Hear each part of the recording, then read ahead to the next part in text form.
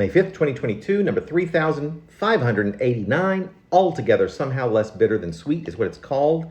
Posted to the Anachronisms blog that day. It starts with an epigraph. I think it is the writing that makes me sick, Cedar Sago. I suggest to most anyone that I have a lousy memory, and I believe this to be true, but say, when I'm asked to regurgitate what I've been doing all day or for any duration, I most often reach a very solid and anxiety-inducing blank, unable to begin to even explain what it was I was doing just a moment ago.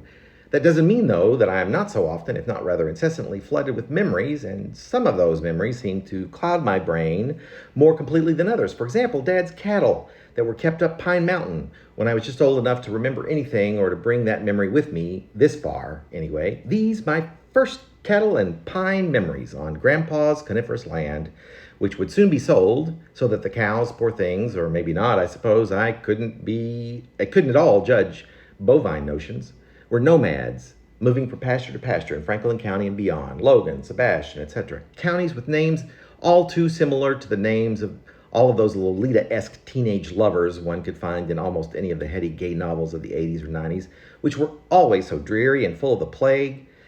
And they were the same names that would appear as the names of characters on those TV series that began to pop up not too long afterward, the ones with the hypersexual characters wherein the teen-esque drama would mostly transpire on expansive dance floors, off of which, and through the television set, us gawkers could swear we could literally smell the ecstasy emanating.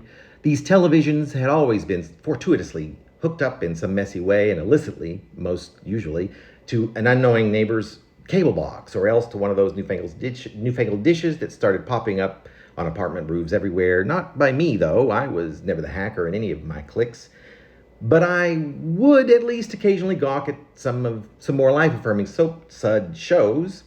These were suddenly happier times, somehow. It was as if there was a collectively conscious decision, but death was still a stench that just could not be escaped, much as the smell of the pine trees that lined the trail that I'd walk with my dad halfway up Pine Mountain to call the few but always growing number of cows down to be fed. Somehow this admixture of pine and cow pies and ecstasy and death still lingers with me so that I can close my eyes and take a long and deep breath, and there they are, all within me. I'm smelling them all together and also individually. I can pick each out, which is hardly unpleasant. It's just inescapable, this olfactory nostalgia that fills my nose for days on end sometimes. And by the time the air is cleared or I'm filled with new aromas, be they from the present or the past, that same mix is back, a blast from the past that remains present with promises of reprisal, making home out of anywhere and everywhere.